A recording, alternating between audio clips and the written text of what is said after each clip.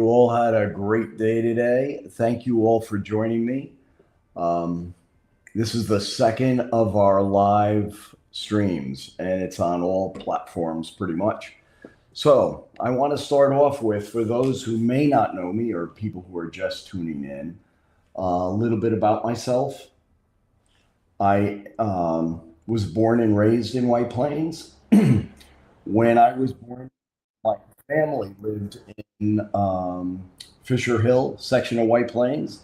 And then at the age of 2, we moved to the Highlands, and that's where I grew up.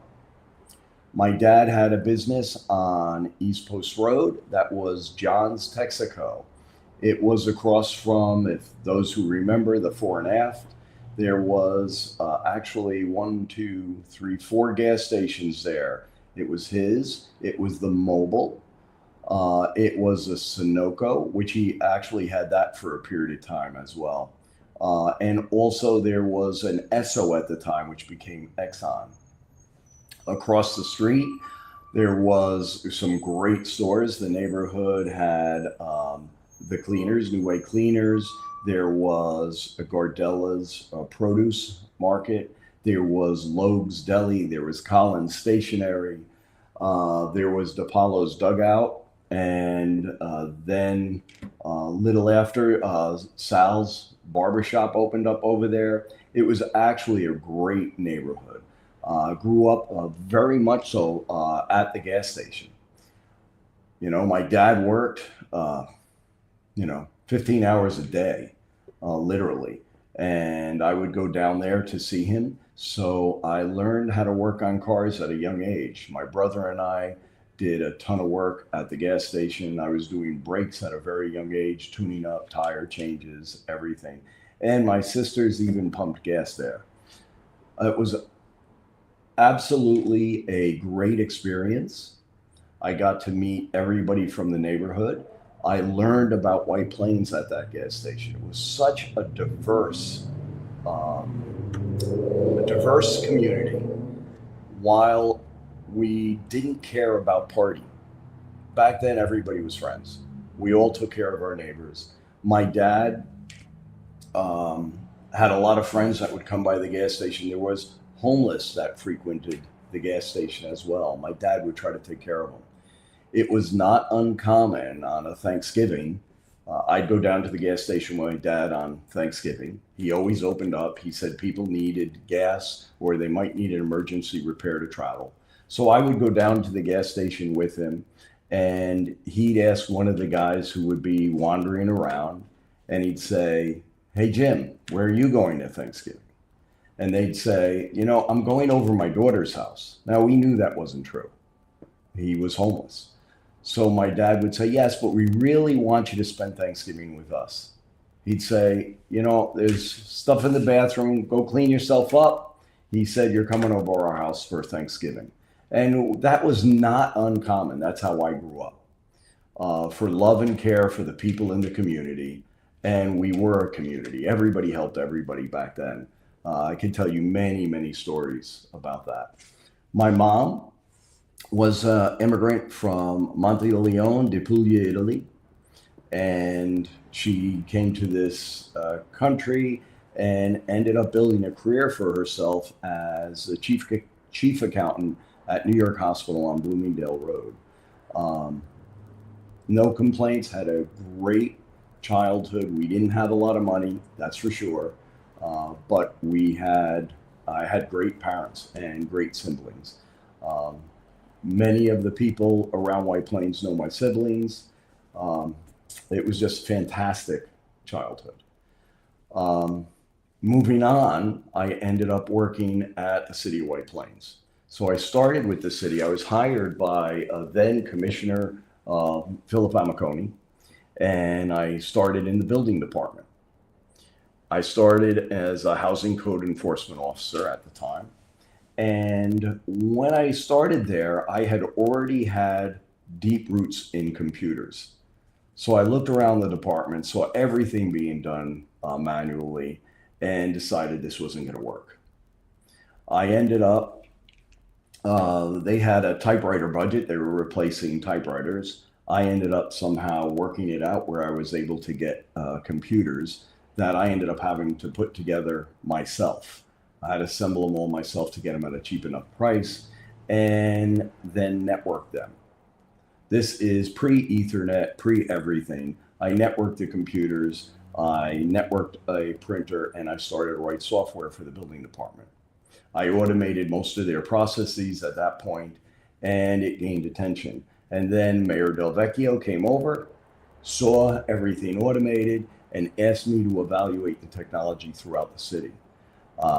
We had an enormous budget at the time for that, but that's because we just had an outside consulting handling everything. That was a company called Pentimation. We had employees at the city that handled the relationship with them, and it was managed under finance. At that point, we saw we had so little throughout the city. It was just managing a select number of systems that we had to have at that point, and it was run on a mainframe. I went in, evaluated everything, convinced them that I could do this without this outside firm that cost us many millions a year, and we got rid of the firm. I ended up founding the department, did the layout for the department, how we should be, the positions that should be there. I was also asked, because the state didn't have testing for IT personnel at the time. Very few municipalities, I'm guessing around the nation, had IT departments. So I went up to New York State, met with them. I actually wrote the questions for the IT tests that the state ended up passing out throughout the state for various positions in IT. At that point, I was looking at everything in the city. Actually, started a little bit before then. I saw that we were paying a lot of money for communications. I began to talk with an individual in the Department of Public Works, Joe Lapalato, and started to look at what we could do in the city. I was very much into networking. I was a pioneer in that field. I could go back since its inception. Like I said, it was pre-Ethernet days. And at that point, I said we could do this over fiber optic cable. We did some test connections. We ended up putting in fiber optic to monitor the intersections where 287 comes to Bloomingdale Road and Westchester Avenue, that whole vicinity, because we had to monitor that. There was a need to monitor everything there, since we were looking at building the Westchester Mall at that point. And we needed that information on traffic flows. So I worked with the traffic department. I think it was Ted Gammon at the time, worked with him, and we solved his problems, while I was also able to extend the fiber optic to our purchasing department, which was then where Stop and Shop is now. And we networked them. At that point, that gained a lot of attention and ended up putting in a fiber optic network, working hand in hand with Gerald Lapalato. We ended up doing, I think it is now at 36 nodes when we were completed, and roughly 36 miles of fiber optic cable. We connected every city-owned building and all the schools. So we supplied the school district with connectivity free of charge. I was then at that point, when everything was completed, Mayor Schulman had taken over, and I was put on loan to the school district to review the technology that they were going to put in, the purchasing that they were going to make, because there was a lot of money that they were going to spend. So I did that and worked hand in hand with the Board of Ed, BOCES, and the White Plains School District as the primary consultant for that. At that point, it was time to actually make it official that we were forming the IT department. I had already been integrally involved in putting in systems in just about every department in the city, or migrating everything off of the mainframe. At that point, when we were going to form a department, I had to sit down with then Mayor Schulman, and we worked out the construct for that. We got it approved, and I was appointed the first leader. One of the one of my requirements to do that, and I had said this early on to Mayor Del Vecchio, Mayor Schulman, and then Mayor Delfino. I think the vote actually happened under Mayor Delfino, is that as I move forward with this, that I have to be placed in each department as you know as I found the time to do so, and work hand in hand in the department so I knew how every department worked. There's no way to automate them to make them efficient without actually understanding the departments. So I'm in a unique position where I know most of the departments within the city. So that's my background. Um, Today, um, I'd like to bring up a couple of topics that people may want to send in questions about. The first one I'd like to bring up is the Con Ed two-tiered pricing system. Right now, I don't know if everybody's aware of this. There's two tiers of pricing: the normal tier, and then the White Plains residents under Mayor Roach, our Common Council, including Justin Brash, have placed all our residents in the higher price tier. If they didn't want it, they had to opt out. They were automatically opted in. I always had a severe issue with that people shouldn't have to opt out of something. So many people may be paying a lot more for their electric bill. So if anybody wants to comment on that, please do. I will tell you, we're putting something on our website. We're working on it now to make it easier for people to opt out.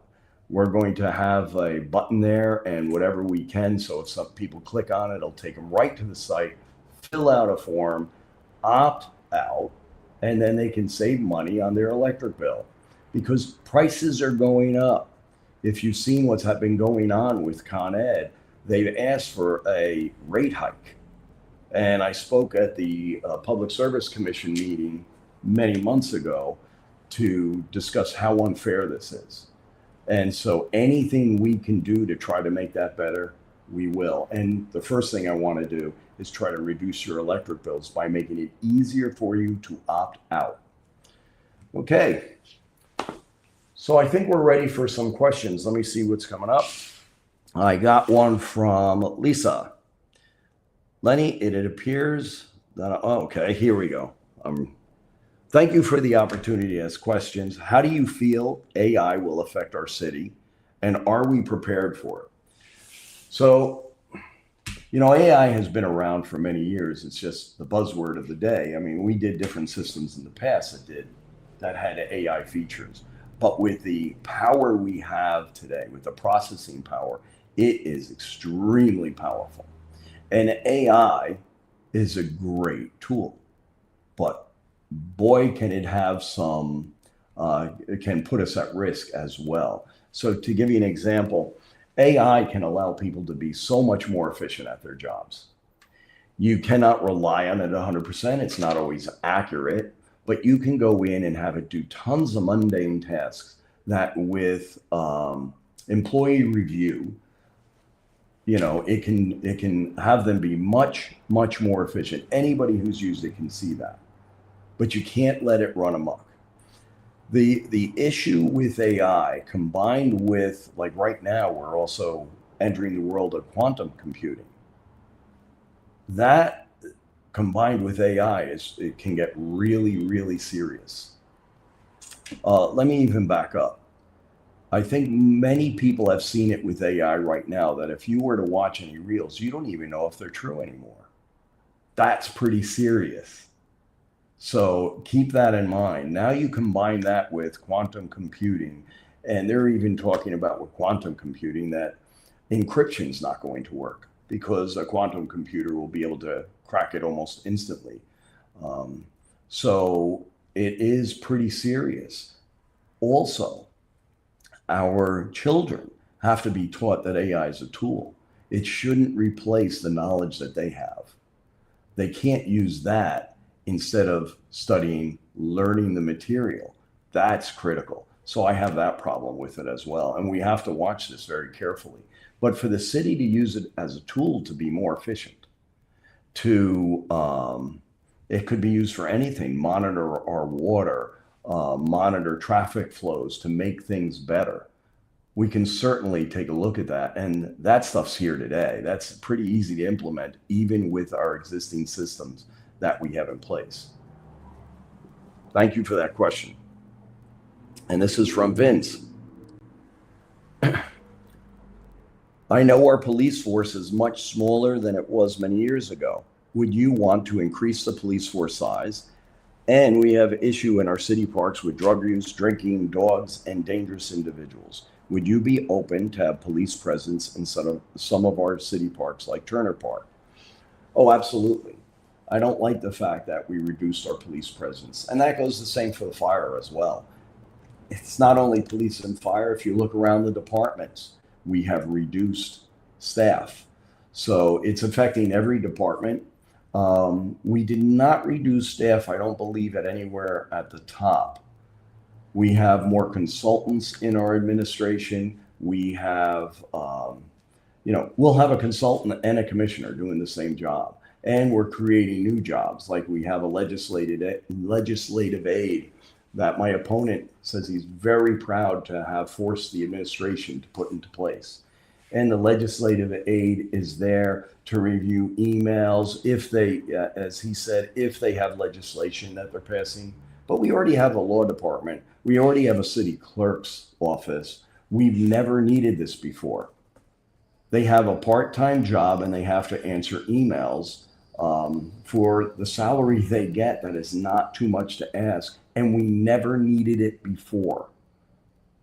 So I don't understand what the need is now. It's not like our city's number of residents have doubled or anything of that nature. We've had building construction before. That all goes through the mayor's office and through the departments that we have in place. Those department heads are to advise not only the mayor and the council. So we are wasting a lot of money on people at the top. He also had said he wants to have a communications officer and a sustainability position as well. So we're going to have high-priced positions, and we got to figure out how to pay for it. Instead of having multiple people in administration, we need more police. We need more fire. We need more people in our DPW department. Also, even in our building department is lacking. So we definitely need to review our personnel, the hierarchy of our personnel within the city. That is a problem right now. Once we do that, and actually it could be done parallel, we should be having more community policing. So I mentioned along the campaign trail, we need foot patrols.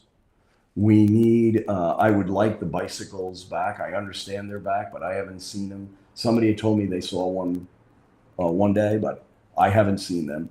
We should have the bicycles back like we had when I worked here. We had the motorcycle police around all the time.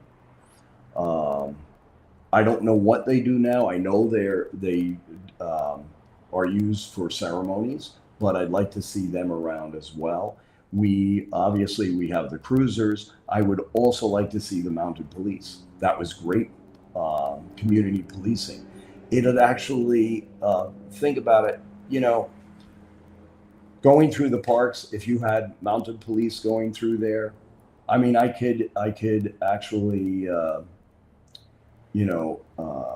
imagine how that would look in conjunction with foot patrols. It makes it a better appearance. Plus, we are watching our parks. We are engaged in our community. I think that's very, very important. So I do want that right away. I do want our police structure to be different. Thank you. Patty, love your passion and your history of White Plains. Thank you very much, Patty. Thank you. So do you plan on enforcing the law about loud exhaust on vehicles speeding around White Plains, especially at night time on South Broadway? Yes, all our laws should be enforced. If we go through the process of passing a law, we should enforce it. I've heard this around the city. It's similar to like the leaf blower ban, right? That should have been a balanced approach. But when you do something like that, and then you see some people it's enforced against and others it's not, that's very bad. Selective enforcement is terrible. And I've actually seen that on these, even with cars being stopped. If we have a law, we have to enforce it. If the law is bad, we have to change it. We don't want a situation where it can be enforced when a person feels, this time it's good. That leads to corruption down the line. And I never want to see that in White Plains. Thank you. Okay, from Patty. I have asked other current Common Council members when they were running last. Unfortunately, they had no idea what that used to be. Can you tell folks how effective for safety and transparent information to assist residents? Would you bring back this Safe Housing Task Force? So yeah, the Safe Housing Task Force was good. We actually did it when I started with the city, we actually did that, or I head up a group of people and we went out, and I could tell you various areas of the city that were in very bad shape. I mean, I was very, very proud of the job I did. I could tell you I went through one area that was very troubled. There was rooming houses, legal, but they hadn't, been kept up to date. And I remember making inspections and really detailed inspections, finding out the fire alarms didn't work, which was mandatory. They had problems with fire separation. I can go on and on. I think it was a 3-page violation letter. And after we corrected it, it just so happens a fire started in that rooming house and the place burned down. If I had not mandated that, I know that people wouldn't have gotten out of there. There would have been some people that wouldn't have gotten out. So I just felt it was only through the grace of God. I happened to be out there prior. And we ended up going through all those residents at the time and making sure people were safe. One I mentioned last night was even with the inspections like the Coachman Hotel, I did an inspection there and found out that was very unsafe. And that's how they ended up getting another stairwell put on the back. And I can point to many, many cases. And that grew in to that Safe Housing Task Force. And I believe, if I'm not correct, maybe Patty, you would know that Tony Magnotta was heading that up after I left the building department. And unfortunately, very, very sad, we lost Tony recently. He was a friend of mine, and when he came on the job, I remember going out training him. But that was, I think he had that up. I'd like to know that if you could refresh my memory. So Tom has asked, what will I do about the Galleria? So the Galleria it's very interesting because a lot's happening right now with it. So the Common Council accepted the final environmental impact statement, and they're trying to move on the zoning changes at the very next meeting, which will be November 3rd. So they might vote on it then, and I guess they will. I have a problem with that because they combined the zoning for the city-owned property, the parking lot, that's city-owned, with the retail space of the Galleria to change both of them at the same time and make it one zoning district. The issue I have on that is I believe that should be 2 separate applications so the people of White Plains could decide if they want property that was taken by eminent domain to be a public parking garage and now have it turned over to a developer. So they are moving very quickly. Right now, what I heard is they want it to be 7 high-rise towers. They increased the height to 450 feet in one spot. I think another spot to 420 feet. It just seems very extreme right now, and that we need all these very high-priced luxury rentals downtown White Plains. I'm not thrilled with that project right now. I know that we could make that a much better site, but I also know that the property does belong to a private developer. So some say we have no control. It is private, but that's not true because we modify the zoning to allow them to build what they want. Right now, it's retail. So if they want to build, they don't need any zoning changes. If they want to build another mall or a retail, use that for retail space. And I'm not suggesting that's all they should do. And I'm not against development.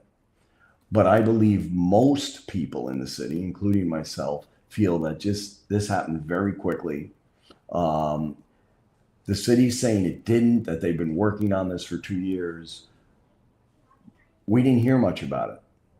There should have been much more transparency about the whole process and what this city is going to look like when this is done.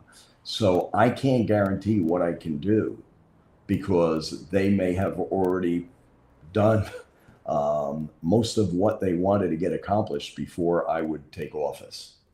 But that doesn't mean that I'll have no control. And I can guarantee you everything that is done from here forward will be transparent and the public will be able to talk to me. I will be accessible and we will make sure everybody knows what's going on. And we want input because I don't claim to have the greatest ideas about everything.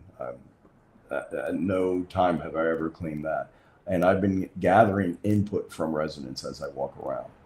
So, but thank you for that question.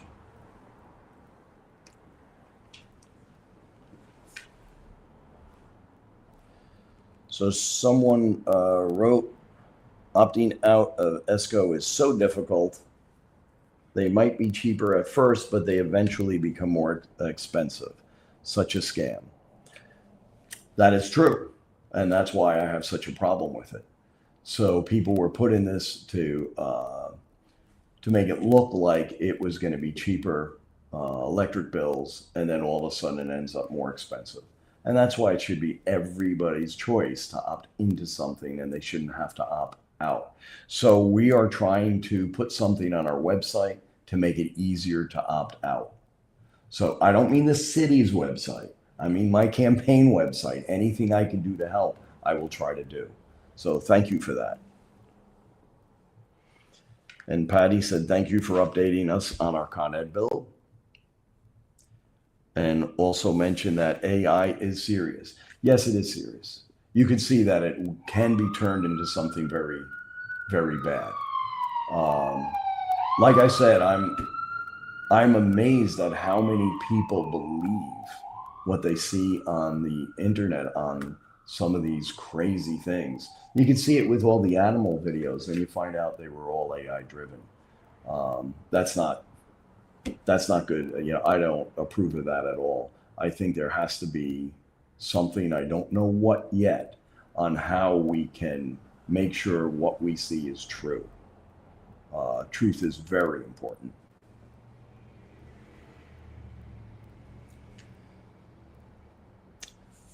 So Asia writes, but they currently have 2 deputy commissioner of parking positions posted on personnel. Well, this is exactly going back to what I'm saying. We do have multiple deputies in departments. We have multiple, if you take the consultants into account, we have multiple commissioners. We don't need this. We're becoming a very top-heavy city as we eliminate people from the normal working people, the people who actually get the job done.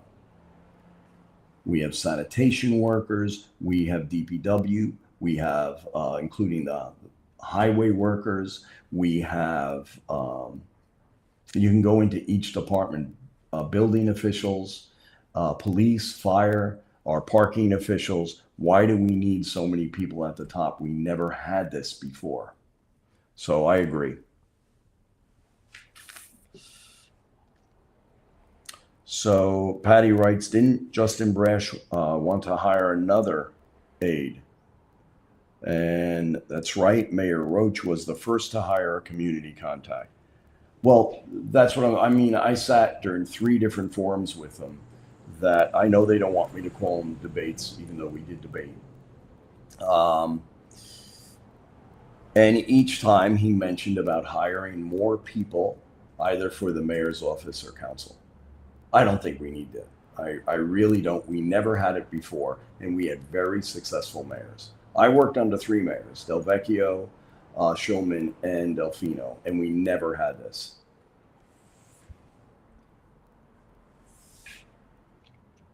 Tom writes, what about the Uber Eats people on the bikes? They are very dangerous, cutting through the streets, going like 15 miles an hour, and they create huge amounts of traffic.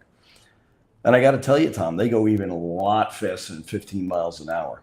I was watching them work on their bikes and tricking them out and everything up in one of the garages. These people, the other day, I was walking down the sidewalk and one whipped up on the sidewalk. You're not allowed to ride your bicycle on a sidewalk or a scooter or a skateboard. They always stop that, but all of a sudden we're allowing this. They have to be registered. They have to just be just like a motorized vehicle. Just because they have an electric motor doesn't make them immune. Otherwise, that would mean Teslas don't have to be registered. That's ridiculous. So I don't understand how they ever allowed it. It should never have gotten to this place. So we definitely have to look at this right away. And, I would immediately have the law department look into this in conjunction with public safety. Gloria writes, I pray that you win. White Plains needs you. Good luck. Thank you so much, Gloria. I appreciate that. So Vince writes, how do you feel about red light cameras? I've been told that they really don't help with safety. It's more about a cash grab. Do you intend to keep them or get rid of them? I want to know a lot more about them, Vince.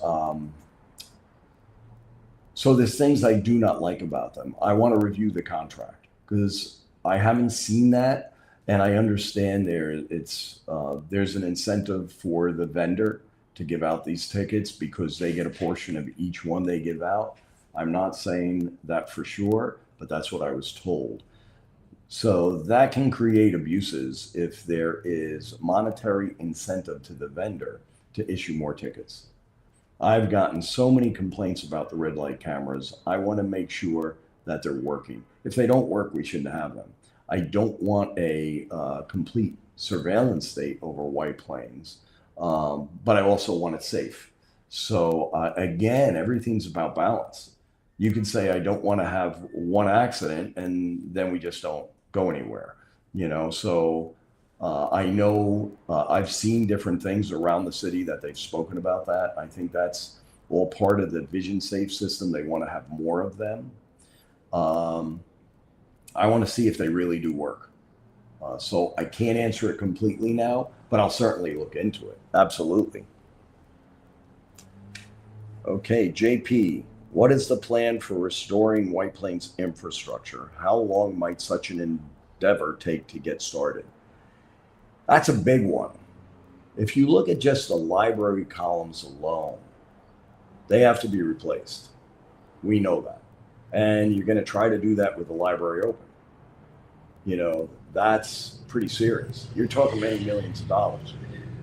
It would have been so much easier to maintain it because once you stop maintaining it, this stuff falls apart. Once the chloride has gotten into the steel, now you have water infiltration, the steel will expand, blow out the concrete, and now you have a problem. And you see that everywhere. You see that in most of our structures. Not all, but most. And with the lack of inspections, it's just terrible. So it's going to need a plan and a priority. because I don't see how we can do this all at once. We're in pretty serious shape with this. And if not addressed, this is going to be so much more serious. And that's why I'm telling everybody we're at an inflection point, and this is why I'm running. I saw all this stuff happening. I saw what was happening in White Plains, and I confess, I thought about, do I just put a sign on my lawn and get out of here with what's happening? But I would not move without putting the effort in to make sure I could try to fix what's going on and make the people know what's going on. So this is going to be a big job. We're going to have to do a big study. And it shouldn't take long. We'll have to do a study. I think after that other collapse, I think they're probably spinning up now because they waited to that point until something happened to say, hey, we should even look at our own, because our own are in bad shape. So I think they're doing some engineering reports now, and we have to look at all of those, prioritize them, see what it shouldn't even be open now. There may be some, and we're going to have to figure out what to do. But I don't claim to have an immediate answer, but it has to be addressed now. I mean, we have no time to wait. Susan writes, happy you mentioned mounted police officers, that she was the daughter of a mounted police officer, and I have seen firsthand the pride, discipline, and positive community engagements this service brought to the community. I think it's an excellent idea. I witnessed it right here. The community loved it. Everybody loved it. So I appreciate that. That's excellent. Patty writes, yes, he was headed the Safe Housing Task Force. Tony would come out on weekends and his inspections in the evening. Thank you, Patty. That does answer the question, because that's what we would do. I remember it was a very tough job. I worked most weekends when I did it. So it was a very tough job. And I know Tony was an excellent inspector. So I appreciate that. I miss him. Dominic, I would like your opinion on the amount of property taxes and school taxes that we currently pay. Well, I always think taxes are high. I think city government should do everything in their power not to waste people's money. It's all too easy to mismanage something when you're in government. I've seen people do it. It's all too easy and say, well, it's not my money. It's all of our money. They know that if they mismanage it, it's not like your own business, which I've managed businesses. If you're in a business and you mismanage it, you're going out of business. But all too often, government officials just figure, hey, if I mismanage it, I can just raise taxes. And that's wrong. So we have to look at everything going on right now in the city, especially with the mismanagement of our garages. I want to find out where all the money went that we normally put in to seal the slabs, to keep the water infiltration down, to maintain these, to do the proper inspections. I have to look into all that, because we definitely have a problem. And we have to look into how to support our local businesses and bring in tax revenue there. That's very important, because I don't think we've been doing a good enough job on that. Vince writes, there is such a lack of real entertainment for families. It's only bars in White Plains. How would you get more entertainment businesses to come to White Plains? I agree. I mean, there was actually a big push for that theater when the city center was built. This came up quite a bit in the past. And, I don't think it's being utilized properly or to its fullest potential. I don't know, like, a lot of people don't want to go into city center. So I can't blame the people there. I mean, there's so many rumors around safety at the city center. Like I told you, I mentioned it last night, I interviewed the security personnel throughout the city center, and they told me horror stories.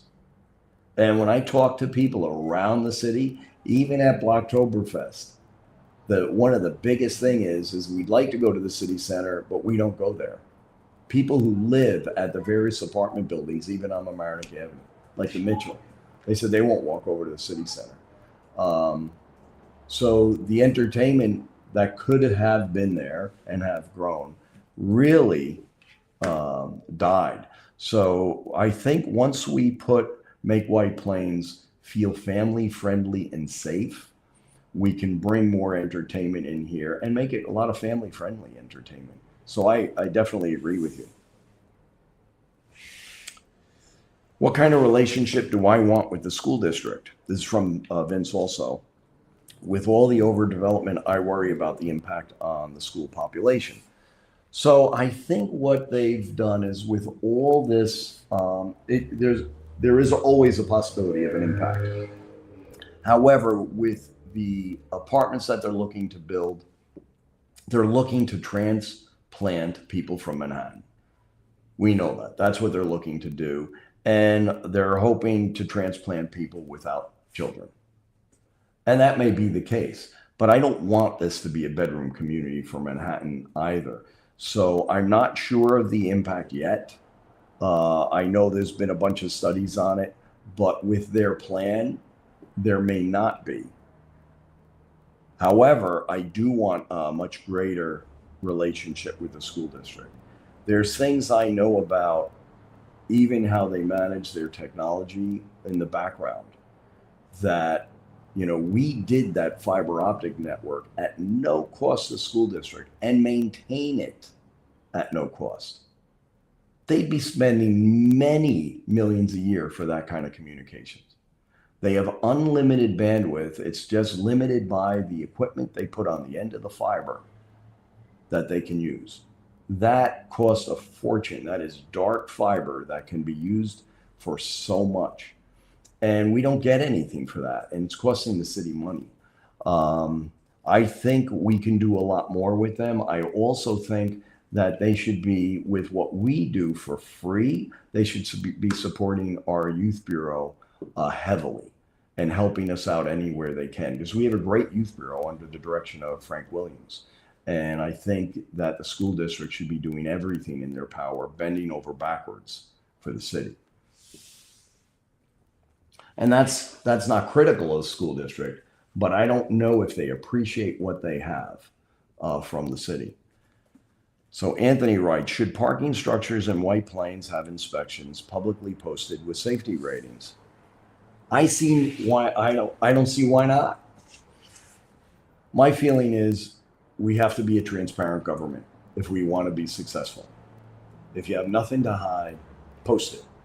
So we have to have inspections. So why not let the people know? And we could have a rating system available. I don't know how it would look right away, however. We have a lot of work to do because it's pretty serious right now. Patty writes, is it currently written into our charter that all commissioners reside in White Plains? So there is, I'd have to verify. I know for employees, it's actually written in there that they have to, but then it says the council has the right, and I'm paraphrasing, but I've read the charter in the past, that the council has the right to give exceptions to that. And I believe they gave a broad exception. So I don't know if that includes commissioners as well. And they had to do that. They made White Plains so affordable that they couldn't get any workers to live in White Plains. It's like near impossible.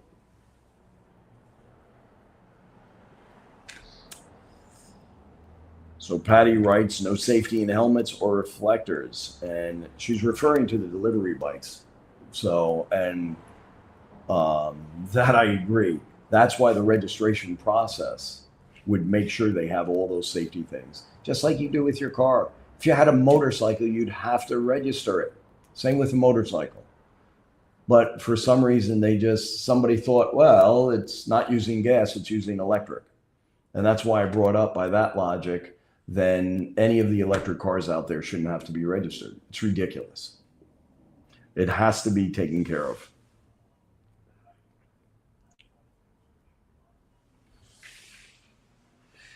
Tom writes, what you were saying about the police on bikes would be perfect for the Uber Eats bikers. Well, absolutely. They can help control that and curtail what's going on, especially with the registration process. So I appreciate that. All right. Anthony writes, our sidewalks in Battle Hill are very old and dangerous, crumbling condition. Why doesn't the city care about our resident safety? That is absolutely true. I mean, you see it all over, but I saw it a lot in Battle Hill. I've walked Battle Hill quite a bit um, because I always felt that because Battle Hill's on the other side of the train tracks, it's like forgotten. It's one of our most beautiful communities and is very, very historic. And we definitely have to take care of the Battle Hill residents. That always had a special place in my heart, Battle Hill, from when I was a child, and then moving on even to the building department.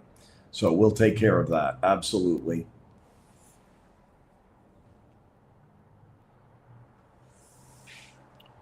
So Jennifer writes, can you comment on the influx of cannabis dispensary locations in White Plains, New York? It's interesting because that is a big, big topic right now. Um, we have so many, and it just looks like you go up and down Mamaroneck Avenue, and it appears, and I can't say this factually, but I'm looking into it, that we have other shops just selling it also that are not even um, legal cannabis dispensaries. So we have to crack down on that if that's going on. Also, I don't know why that's obviously government wants it for taxation. You could see that as a big reason, but you can also see that it's a big business and there's money to be made. So it is growing here, but I do not see why we have to be White Plains has to be the center of all cannabis dispensaries. I think initially I heard we were only going to have four, then five, and it just keeps growing. At some point, we got to put a stop to that. We can't have a cannabis dispensary every two shops. Andrew.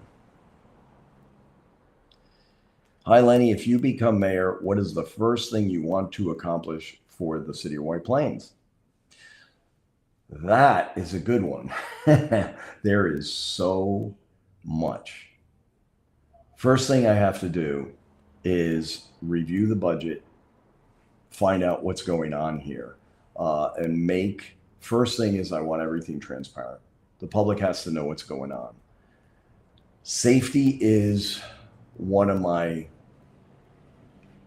top issues. I'm hearing too much is going on. I'm hearing about crime like the apparent homicide on Post Road the other night, where someone was run over repeatedly, home invasions, sexual assaults, knifings, stabbings, gunshots. I have to jump on that immediately. And the police department needs my support to make sure that we maintain a safe city. Um, that's definitely one of my first, but along with safety is our infrastructure.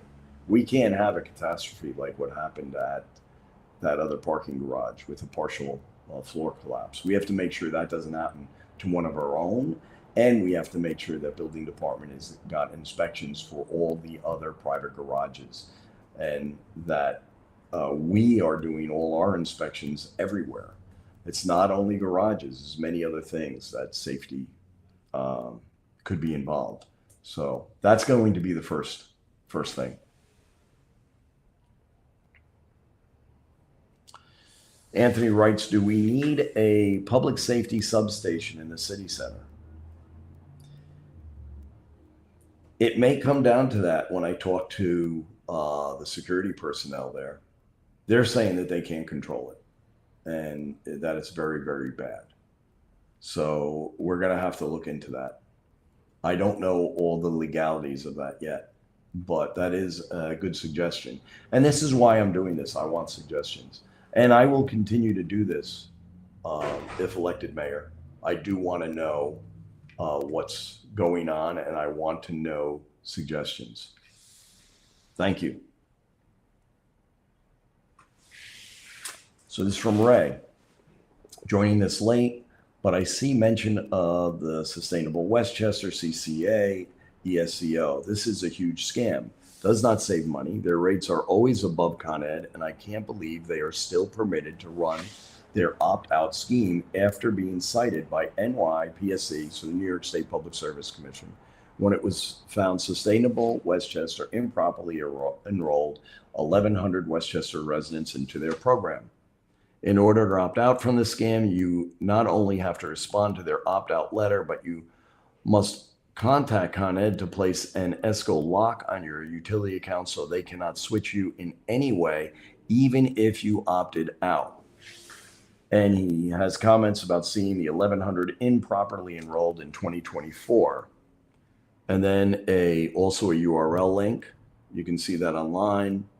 Also, many elected county officials, such as former New Rochelle Mayor Noam Branson, who resigned to avoid being prosecuted by Westchester DA for ethics violation, who's currently the director of Sustainable Westchester. And White Plains Mayor Tom Roach voted to approve Sustainable Westchester and sit on the board of directors. While in elected office, massively unethical, and it should invalidate all these contracts. Sustainable Westchester is shady, okay, should be investigated. So I always felt that was absolutely terrible. How can you force someone to opt out of something? People live very busy lives. And if I remember, the whole opt-out letter kind of seemed like junk mail.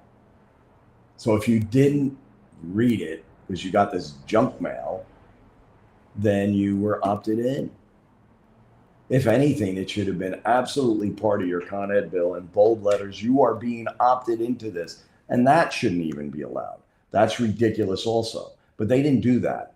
They slipped this in, and then everybody was paying higher rates because people would voluntarily say, yes, I want to pay more in our Con Ed bill. It's a terrible thing. So we're going to work to fix that. That I promise. We're going to try to make it easier for you to opt out as well now.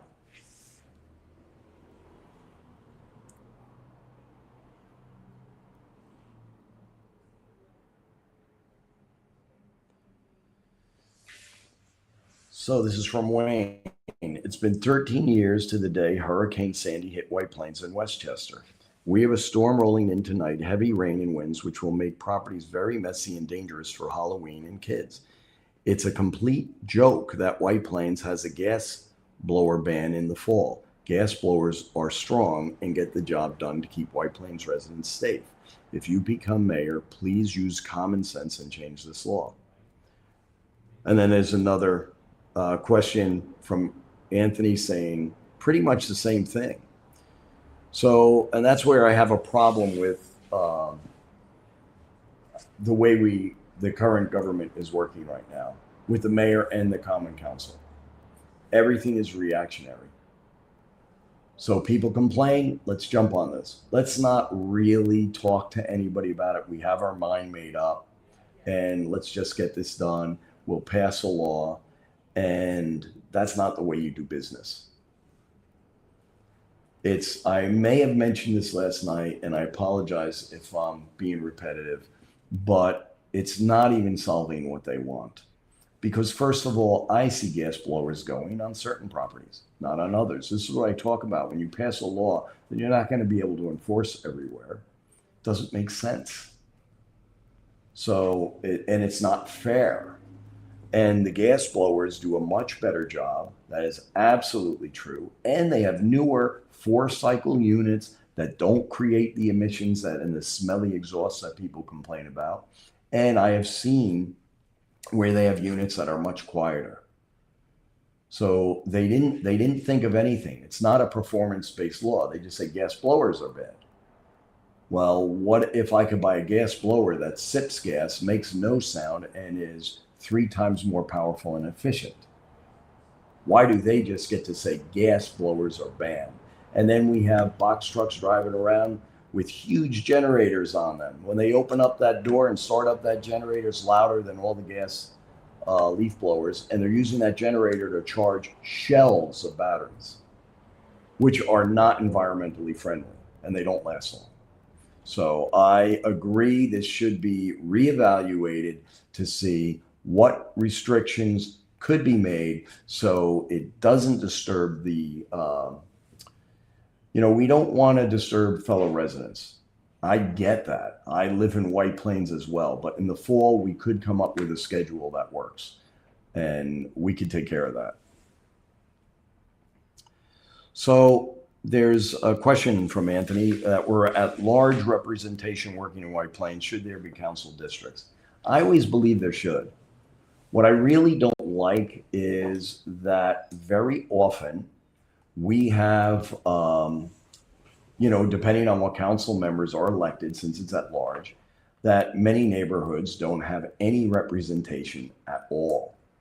If we add council districts, we could make sure that every single area of White Plains is represented, so that if you have an issue in your neighborhood, you would call your councilman and you'd see if he's effective.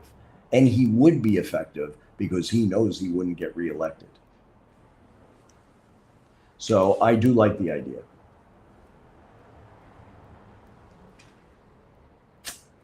So White Plains Hospital keeps expanding.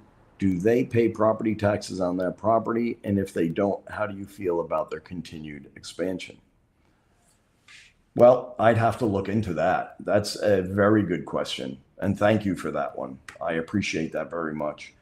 Because if we're losing sales tax as they keep expanding, that could be a problem. Because then that means the residents are handling all that burden. So I will definitely look into that. I mean, I like the idea of having a world-class hospital here. I really do. But we have to make sure it doesn't destroy our neighborhoods. We have to make sure we have adequate parking. There's much that should be done, and it should all be done transparently. Thank you. And one from John. What do you think of the green electric garbage truck? Do you think it makes financial sense? Could that money be spent better elsewhere? Oh, absolutely. I think the electric garbage trucks is ridiculous because they have so much better ones coming out in a year or two. So much better. These ones at the city, I believe they already purchased them. So I don't think anybody was queried about that. Should we be doing this? In my mind, they're not sustainable at all. You have a truck driving around that weighs 40% more than the old garbage trucks. That causes damage to the roads. The garbage truck batteries only last 4 hours in the really cold weather. So they have to keep going back out. We have to have almost a power, well, it's a power substation there to charge them. There is many, many issues with them. The lithium ion batteries that these things need are enormous. Now they are built much safer than they were, but God forbid one of those light up. If it lights up, you're not just cordoning off a small area. It's big. You cannot extinguish them. You'll end up having to foam them. The foam is toxic. You'll have to block all the storm sewers to make sure that foam doesn't hit the sound, because that would be a terrible, terrible cleanup. So I'm not in favor of them. There's so many. We're not even looking at the low-hanging fruit.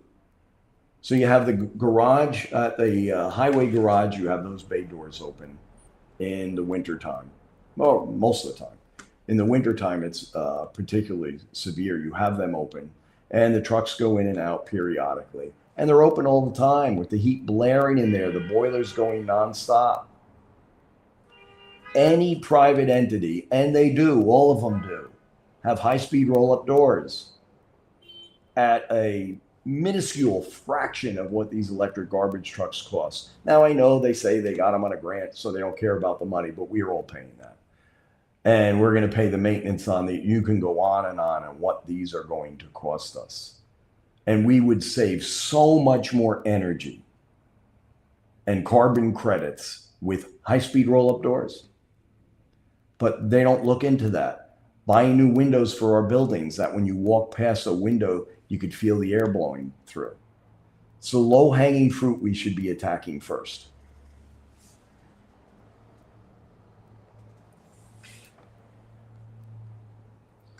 So Anthony has a suggestion. Why doesn't the city build a parking structure near White Plains Hospital so they can capture the revenue of visitors to maintain our city infrastructure? I love it. Now we have one close by. I know because I've had to use it quite a bit, unfortunately. And, really, I think that's a great idea. We'd have to find the space to do it. And we should look into that. I really like that suggestion. Thank you very much. I appreciate it. So that's all the time we have for tonight. I want to do another one tomorrow night, and I want to see how many more people we can get involved in this and get more suggestions. So please spread the word to all your friends. I really, really do appreciate all of you being here. This is what makes our city great, is the people who care. So thank you very much. Have a great evening. Be safe. Again, thank you.